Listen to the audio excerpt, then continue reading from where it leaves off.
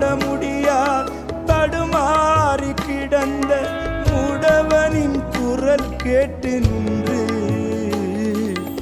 இடம் தேடி வந்து இதயத்தில் நொந்து நடமாட செய்ததாலே உந்தன் கால்களில் தானியோ அரசே,